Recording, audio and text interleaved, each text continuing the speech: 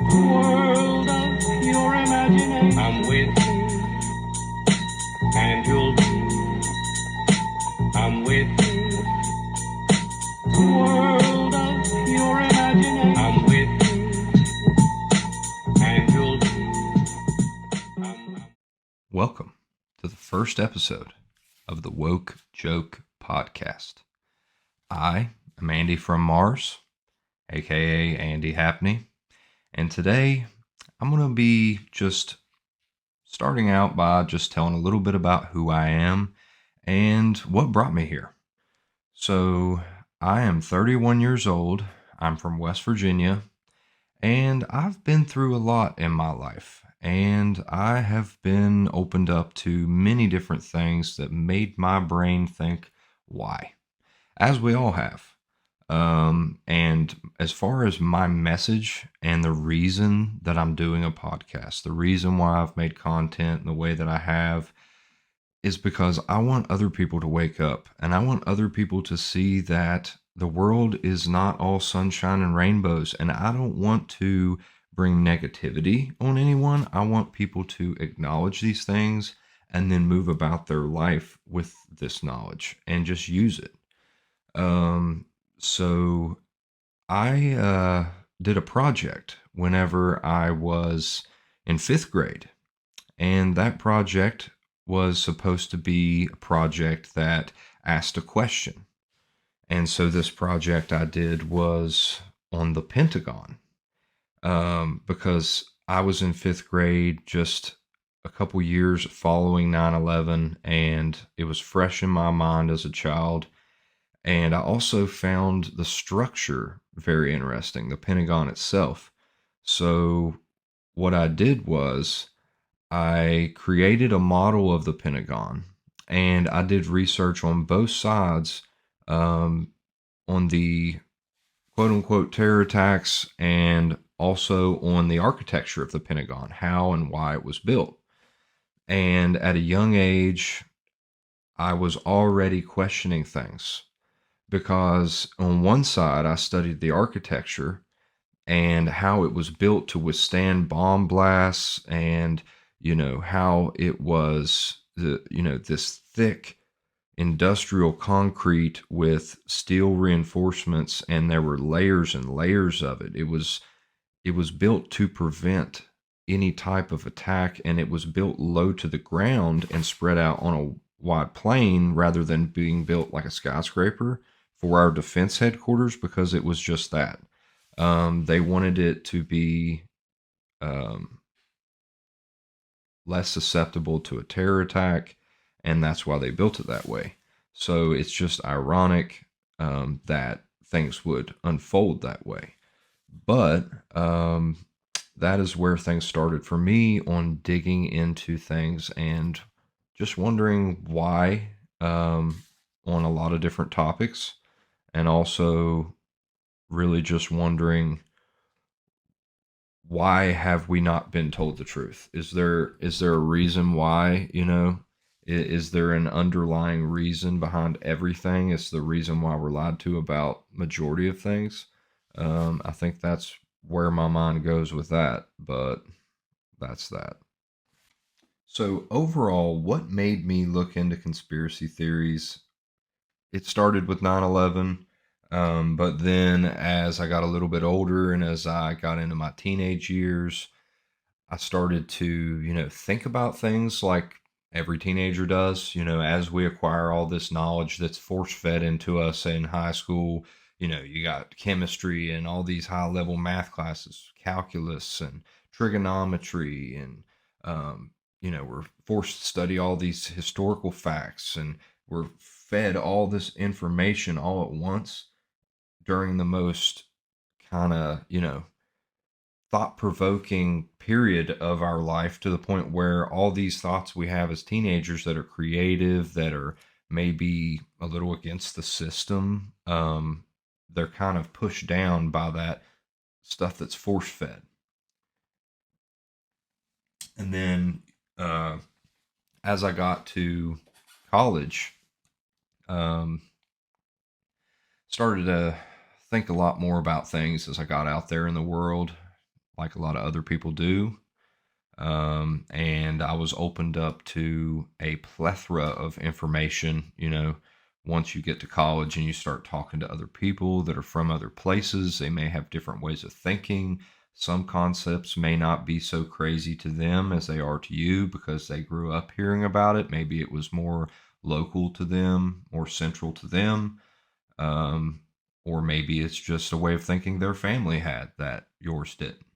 And you have to kind of, just have a filter for things because you want to maintain your culture and your, upbringing, but you also want to question things because if you don't, then at the end of your life, you're just going to be another person that went along with everything you were taught. And I don't think anybody really wants to live that way. I think everybody wants to have an original opinion. I think everybody wants to have an original way of thinking. I think that a lot of people just tend to just fall into the system because that's how it's designed. It's designed that, oh, you want to be lazy and you don't want to think? Here, we'll provide you with a way of thinking.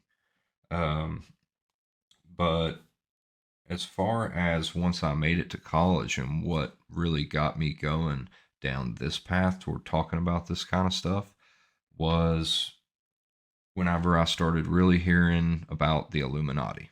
And I know a lot of people may think it's fake. A lot of people may think it's the realest thing ever, that it's the shadow government behind the scenes running everything, blah, blah, blah. Well, I did my due diligence. I did my research back when I was about 19, 20 to figure out the historical background of the Illuminati and how they started. It was started in Bavaria, and a lot of people think that it was done away with and just completely dissolved.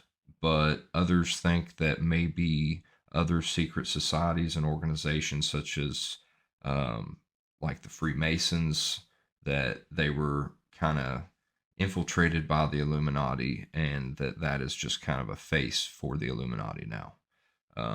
But seeing videos on YouTube back in the time when a lot of this stuff was still fresh, um, there were a lot of opinions out there, and a lot of them made sense, but there wasn't necessarily a lot of actual substance to it. And as the years go by, and as the things unfold, and these events we're able to see, I've come to the conclusion that I think that such an entity does exist. But on the surface, it's not what we think it is.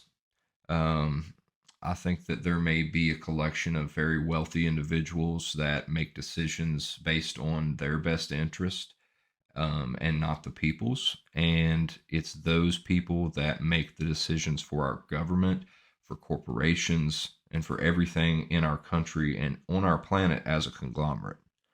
Um, but I think that we can do things to kind of be proactive against that, even though we don't know really who or what that is. We know who the most wealthy people are, we know who the most influential people are. But then again, do we really? We really, really don't know.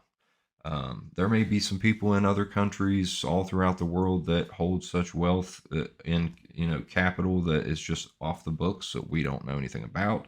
Someone could have warehouses full of gold bricks and they just haven't told anyone. And we don't know. We don't know who's really pulling strings. But what we do know is that if we kind of come together as the public whenever we see corruption and we speak out about it and we give our opinion publicly, then we're doing our due diligence. And that's really all we can do. That's not to say just, give in to every little theory you see or hear about, but question everything and believe nothing until you see some sort of factual evidence or you're able to draw a conclusion using deductive reasoning or some type of logical understanding of a topic. And so now I'm going to move on to talk a little bit about some of the most important tidbits of knowledge aside from all the riffraff. So, what are some of the most important tidbits of information and knowledge aside from all the riffraff that's out there on TikTok or Facebook Reels or wherever, you see all these crazy videos. And I mean, I do make videos like that a little bit, but I'm more into the factual, you know, information that needs to be spread, because a lot of this stuff that's out there is just to kind of distract you these days. A lot of these posts that go viral, pictures of UFOs and things like that, obviously are fake, but a lot of the stuff that may even seem legit is just stirred up to be a distraction. So, what is some of the most important stuff that we do need to pay attention to when we see it? Well, our banking system is probably the most important thing that you could be on alert about in the United States right now, or really any time in the past up until now. If you're not paying attention, pay attention now. But do a little research on how our banking system in the United States is set up. Fractional reserve banking. Um, and that means that central banks are able to loan out money they don't have at interest rates that they choose. And central banks, what is that? What is that? We have so many central banks in the US, and they are divided up to basically distribute money to private banks. Like you go and get a loan at down the street, the central banks distribute money to those banks, and they get their loans from the Federal Reserve, which is where our money is printed.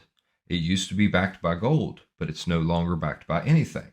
It's just a piece of paper. Whenever the Federal Reserve was created, that is what was established.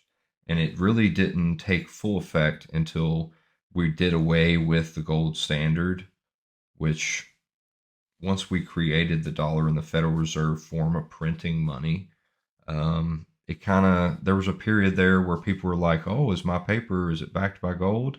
And you had a piece of paper that said it's a note that is for this much gold. Well, not anymore. It's not backed by gold. I don't know if people thought the gold at Fort Knox was like what our dollar was backed with, but it's not. And this is something that people need to really wake up to, because right now, specifically, we're at a point where our banks are on the verge of collapsing because of the way that our government has mishandled and misused the system that they created. And they've used it against us for years, but they're at the point where they've used it against themselves. And what's about to happen is China, their currency. If you look at a graph on where everyone's currency is in comparison to the U.S. dollar and its value, China is right below the United States. And while many think that we're still at our plateau at the top of our reign of, you know, being the global reserve currency, one big collapse of our banks and China's currency will be valued ahead of ours on the graph, and they will take over as a global reserve currency, which means that every currency in the world will be based off of their currency, not the US dollar. What's that mean? Well, what it means is China already has a lot of power. And I'm not trying to really get too deep and political, but China already has a lot of power. And they are a communist country. That's just the facts. Um, and if they take over as the global reserve currency, then that means that they are going to have the power that we have had since we won our freedom from Great Britain. So that's probably not a good thing for a communist country in today's day and age to be the number one top dog in the world. And I know in many ways the U.S. hasn't been the number one top dog in the world for quite a while. Um, as far as our education, that's an area where China has been ahead of us for quite a while. And I just think that maybe it's just the fact that we are living in a communist country and they just call it a democratic republic, because I don't know about you, but uh, a lot of these rights and these constitutional amendments that we've made and what we have to hold on to and say this is what we're allowed to do and this is what we have rights for, those things are not always given to us in many ways. And I think that it's important that we start waking up to that and we start seeing that, like Facebook, for example. Your post is flagged as false information. You go and you look at the post that was flagged, and it's a post that's perfectly true. You can go and you can cite your sources the same way you did on a bibliography in high school English class. But Facebook doesn't care about your sources that you cited. They're going to have you talk to 15 different Meta representatives, and each one's going to tell you the same thing.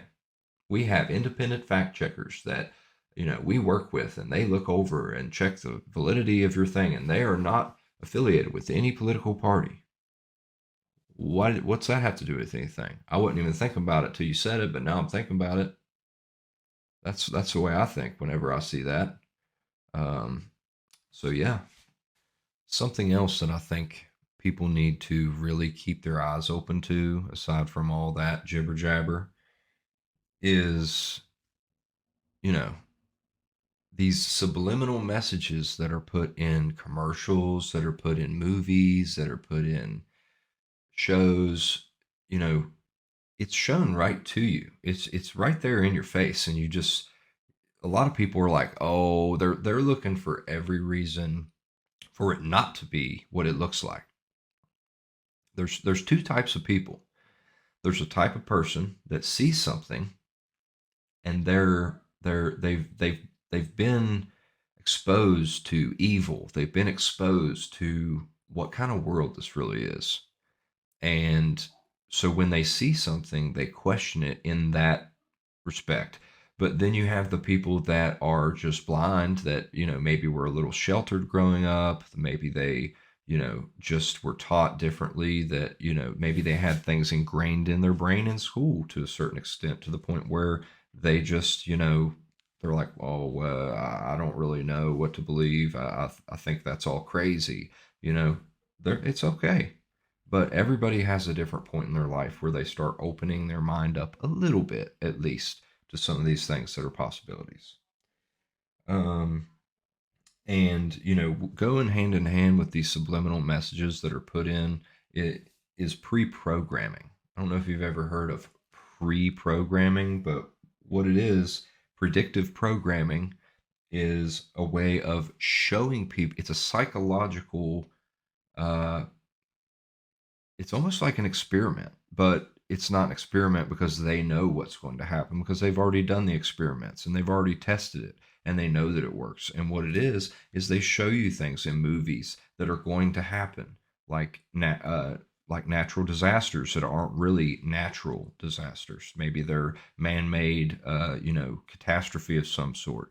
Or maybe they show you, like 9/11, the Twin Towers, the episode of Johnny Bravo, where on the wall they have a picture of towers burning and it says coming soon.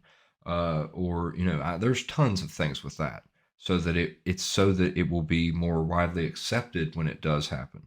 So they kind of put it in your head, and then you see it and you think about it, and then you think it's fantasy, but then it happens and you're more accepting. You don't ask as many questions because you've already been shown that, and you've already been shown that this is a possibility. Some people have thought about it. It could happen. And then boom, it happens and you don't question it. That's predictive programming. Um, but as far as, our government actually having a hand in it, I think they do a lot. But then I think maybe, sometimes filmmakers just, maybe they have a political motive. Maybe they want to just cause some commotion. So then they just, get a wild hair and say, we're going to throw this in. But Walt Disney, probably the worst. And what's so bad about it is that it's kids' movies. So to me, what you're doing is you're trying to implant negativity and these, sick thoughts, sick satanic stuff into kids' brains early in life before they even understand what they're watching. So then they get to the point where they get a little older and they find, and they're more susceptible to and not to get super religious, but they're more susceptible to sin. They want to sin because they've had that put into, you know, the makeup of who they are through what they've watched growing up. It's become a part of them, and then they go out and they do these things. The same thing with music. Music is a form of pre-programming, big time. And I do think that some governments and things have a hand in music, in the music industry. I know that they all work together. I know that these big directors, these big music executives, um, people that are high up in government, all the way up to the president, big heads of these corporations, they all work together. It's all about money. And if you've got a lot of it, then you're able to mingle with the other people that have some, and then you talk about your interests. It's like a country club. George Carlin said it. They go to the same country clubs. Um, they're all in the same meetings, and they come up with what they want to do. I also want to talk about some interesting theories that are probably false, but they're quite fantastical nonetheless. Um, Obviously, Antarctica has been a huge topic these days. It's almost like anything you can dream up is a conspiracy theory, you know? Like, and I'm all for it in ways, but in ways I'm not, because I think that using our imagination and our creative mind is a good thing, but when you use it to come up with theories that distract people from the real issues, then that's when it becomes a problem. Um, and I like to talk about things like this just so people can start to get their gears turning, and it's interesting. But the thoughts of Antarctica being an ice wall, um, part of the flat Earth, or that Admiral Byrd flew his plane through a hole that led to the center of the Earth where there was an advanced civilization and city, and these beings that spoke to him with telepathy.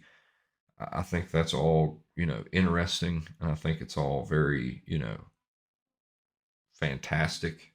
But at the same time, I really don't see the real possibility of it.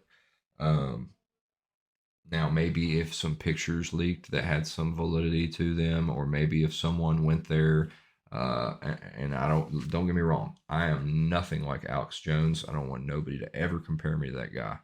But like Alex Jones going into Bohemian Grove with a camera, like that's real material that you can say, hey, a real guy went in here with a camera and he captured this.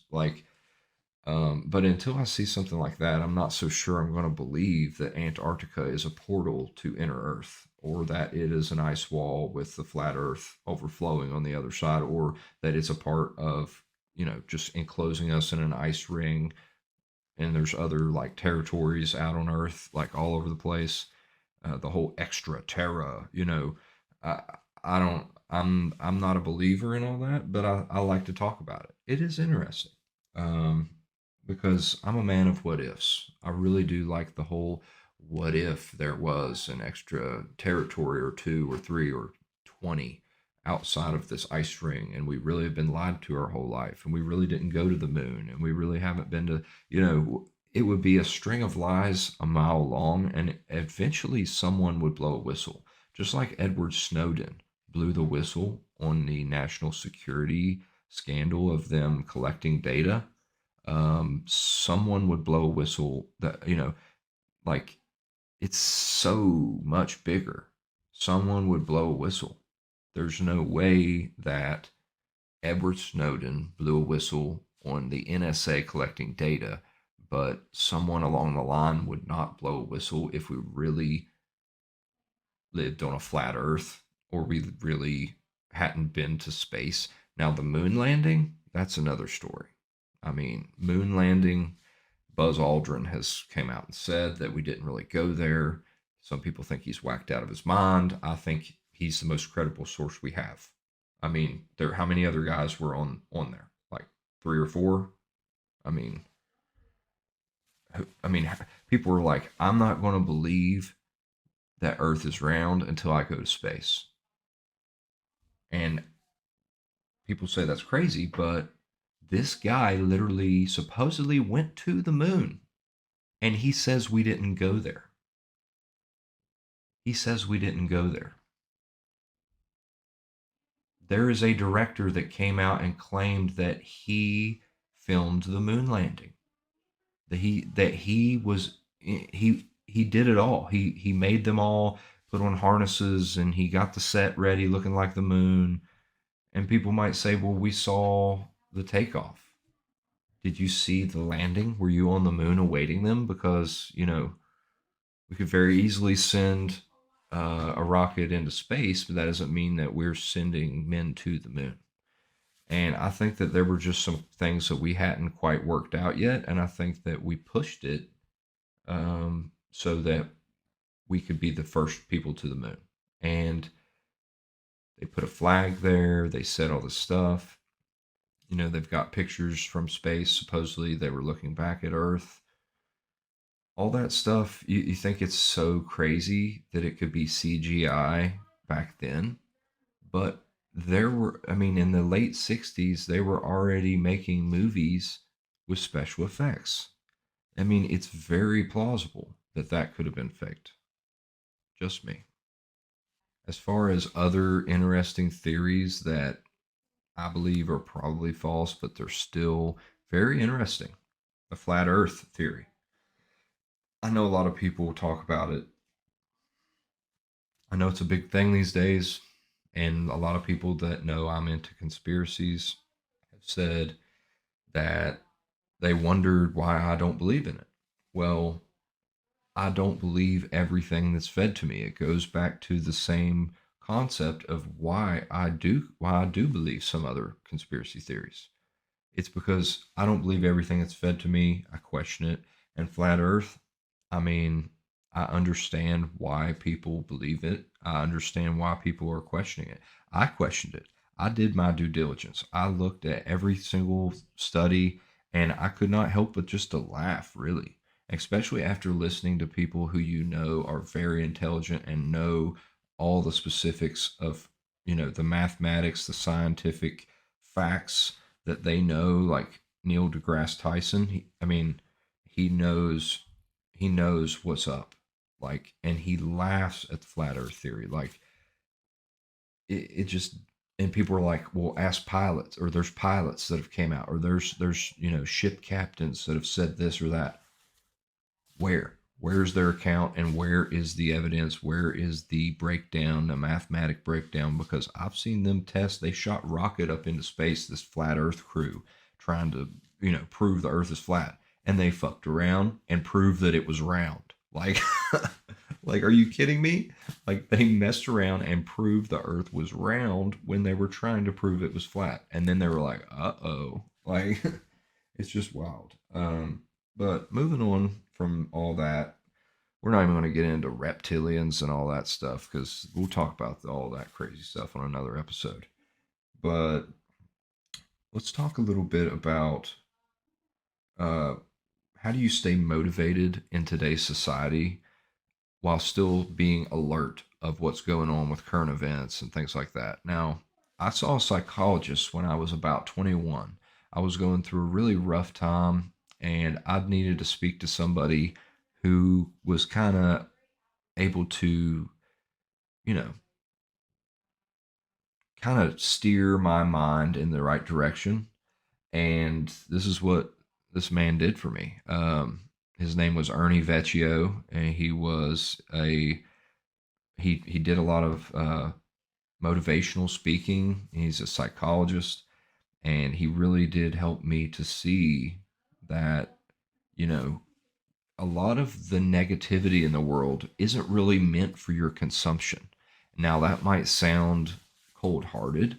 That might sound kind of just sick in the head, really. But, like, you really have to keep yourself and your mind healthy. And in order to do that, if you turn on the news every day, you're going to see something bad. You're going to see a car wreck. You're going to see someone got murdered. You're going to see there was a bombing in another country somewhere. You're going to see every day that you turn on the TV, you turn on the news, you're going to see something sad, bad. And so it's good to do less of that. That's a good way to stay motivated and to keep all this jibber jabber out of your head. And obviously, social media does the same thing. But I think social media is kind of it's the safest, and it is also the most dangerous place to find your information because while I don't agree with Facebook and the way that they censor and this and that, there is actually a lot of false information out there, and you do have to kind of do your own research and sift through things to be able to uh, just have a good grasp on what is actually going on and not just what someone posted and shared from some site that you've never seen. Like, you've got to really do some due diligence on that. Um, I call it not being a sheep, but also not being a simp for conspiracy theories. Yeah, because that's pretty much what it is. Like, you hear of people being simps, you hear of people, you know, just like drooling over something, and that's what these people are doing these days. They're just kind of drooling over everything that presents itself to them. Like, they don't really study things. They don't really look at, facts. They don't go to some other website and try to figure out if it's true. They don't care. Now let's talk about some theories that are probably true. And I'll go back to where I started with 9/11. 9/11, while there is no concrete evidence one way or the other of exactly what happened or who was responsible, there is definitely some pretty shady evidence that the United States government had knowledge of the attacks prior, and that they also knew more about everything that happened than they told us, and that they are covering up still to this day very important evidence that could shed some light on things for us. Um, One of the main pieces of evidence that I think our government could release to us that would give us some closure and that would kind of just deplete a lot of these conspiracy theories would be some footage of the plane that hit the Pentagon. Because to this day, there is not footage that you can find anywhere of a plane hitting the Pentagon. I hate to say it, but there's not.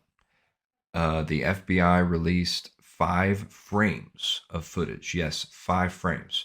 If you work with cameras, you know that, you've heard of 30 frames per second, 60 frames per second.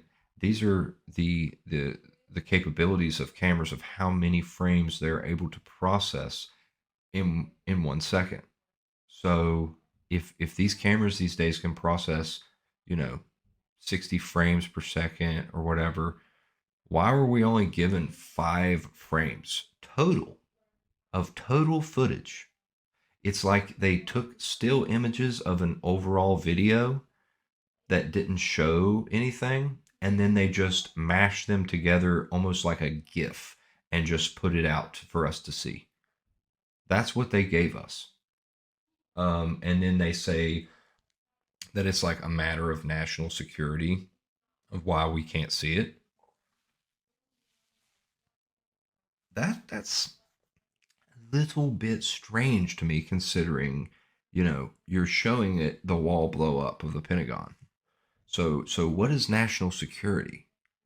You can't show us the plane, because you showed us the planes that hit the Twin Towers, and we saw those very clearly.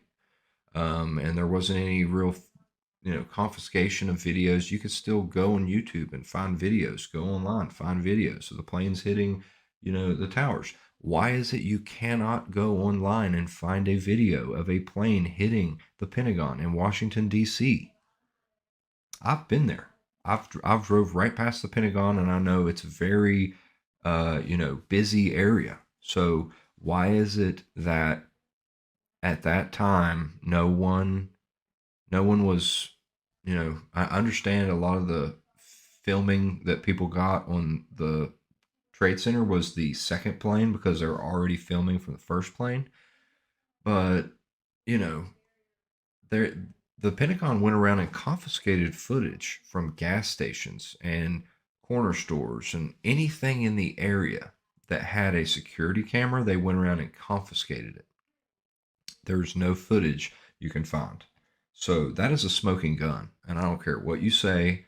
I've been looking at it and studying it since I was in fifth grade and I'm 31 years old. So if you want to go up to bat with me on that, good luck because I've got a lot more I could go on that. But as also with 9/11, Donald Rumsfeld, which was then our Secretary of Defense, the day before 9/11 on September 10th, 2001, stated that we could not account for $2.3 trillion in defense spending. And then the plane hit the wedge that had all of the accounting records, but just so happened it was being renovated. Donald Rumsfeld was on the other side of the Pentagon during the attacks, safe.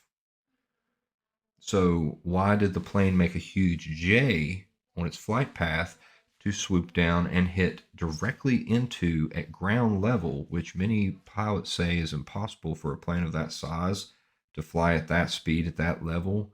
And a guy that even flew the exact planes, two of them that were in the attacks, this pilot said that that was impossible. He said, "There's no. I know where these guys had their training." He said, these maneuvers are impossible. Were impossible to do." Um, there's just so much there that's like, you know. And then we go to war and we're there for 20 years and we really don't do anything as far as the people can see. I'm not sure exactly what we were doing over there because I wasn't there.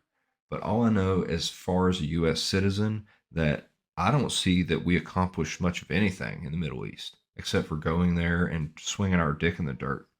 I mean, what do I really think? I think we went there to maybe see some oil deposits. Maybe, I know opium is a big thing over there. Um, and I think we had a big drug, epidemic in our country ever since then with heroin, maybe. I'm not quite sure. So maybe that's something. And then as far as just world control, like Russia's over there and we're over here, if we did orchestrate this attack, I mean, it wouldn't be like it would be so crazy because, I'm not sure how fond you are of the Bay of Pigs with Cuba and, Kennedy and uh, Operation Northwoods. Operation Northwoods was it was an operation to basically create some false flag terror attacks in order to have a reason to go full board and invade Cuba and try to go straight for the head of Fidel Castro. And we didn't want on a global scale for it to look like we were too, crazy. So even though he was crazy, I feel like looking back, I mean, it shouldn't have been that big of a deal, but we wanted cold hard evidence of why we're doing this. We wanted an event to tie it to say this is why. Just like the 9/11 terror attacks, the CIA came up with, I think it was like 8 to 10 different plans of different ways that they could orchestrate some type of fake attack or fake this or that in order to have a reason. Um, and one of those ideas was to shoot down a fake plane headed to South America full of college students, fake college students that would be rendezvousing with the fake plane that was remote operated, that they would then shoot down over the Atlantic Ocean and claim that it was Cuba and then use that as our reason to invade. And that is, that's truth. I mean, you can look it up. You can look up Project Northwoods and you can see what it was that they were doing there. And it's really messed up. And it gives you, better insight into why they may do something like another terror attack or why they may do where there may be other things that are orchestrated. It's just to control the people, to manipulate them psychologically and give them, a feeling like we're going to take care of this. Like, yeah, okay.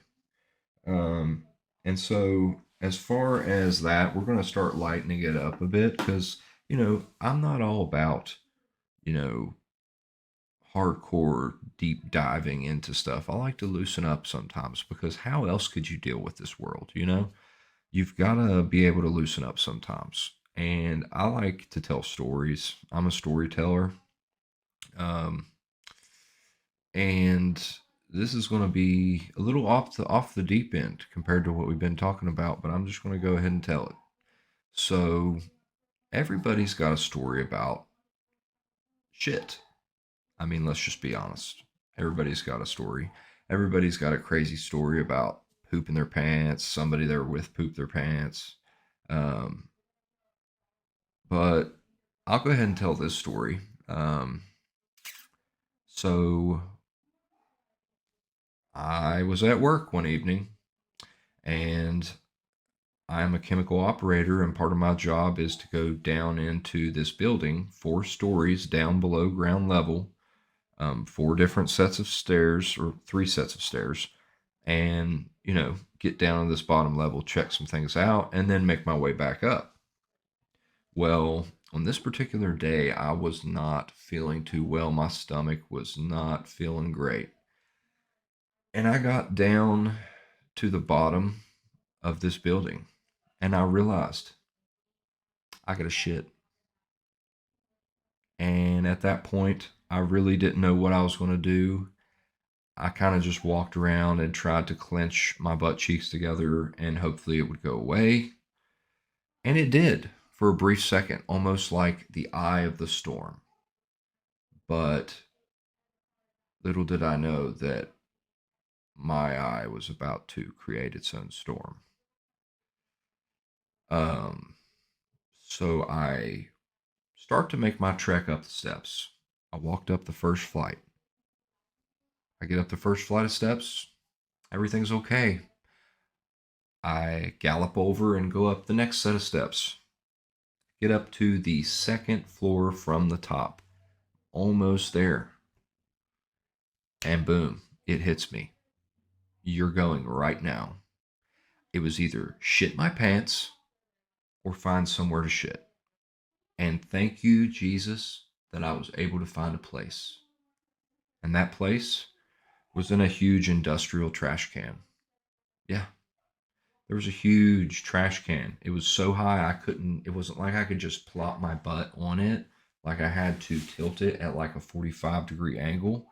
And I was lucky because like I threw my pants down and I tilted the trash can and then just boom. It was like a cannonball. It was like I can't even describe it. I just looked inside. When I got done, I looked inside the trash can and it just looked like Gettysburg, except the blood was brown. That's the only thing I could say. And I bet you're wondering how I wiped. Yeah, I used my underwear and went commando into the building where I then cleaned myself up further,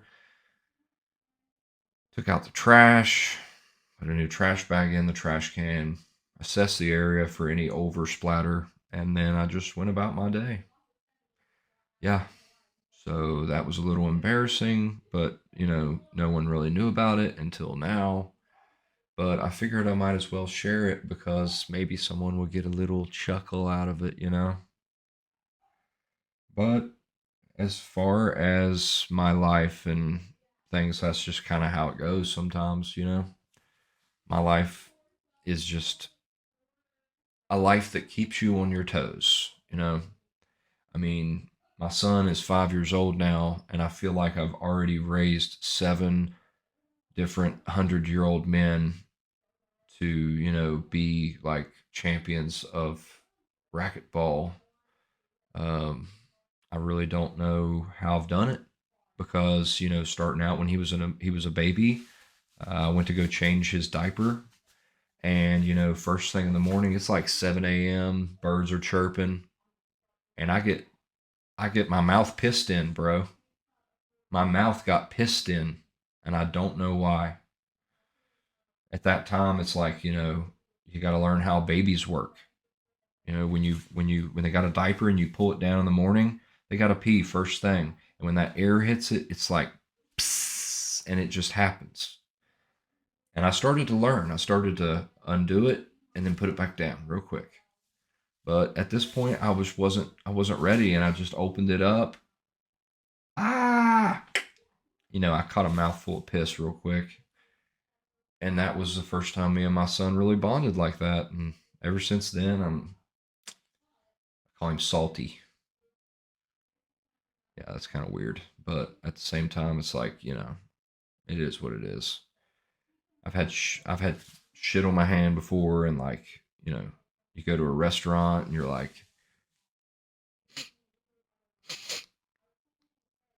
is that shit? And then you're like, whoa, whoa, whoa, whoa. I gotta go to the bathroom, guys. Yeah, you go wash your hands, but it can get crazy sometimes. You really never really know what's going to happen when you got a kid. You never know where they're going to poop or pee. You never know when they're going to like destroy someone's property. It could get really bad. I mean, you never know when they're just going to like haul off and just knock the shit out of another kid. You got to be prepared for that. Figure out how you're going to, you know, reconcile some situations. It can get wild when you got a kid, but I think we're coming to a close today. I just wanted to do my first episode as something that it could be a little more intimate between me and the viewers. That way they can get to know me a little bit. And going forward, I'm going to probably have a guest over here. And I'm probably also going to do some split screen boys, if you know what I mean. I'm going to have some guests on that are maybe not local, maybe live in another state, another country, who knows. But for now, that's going to do it for the first episode of the Woke Joke Podcast.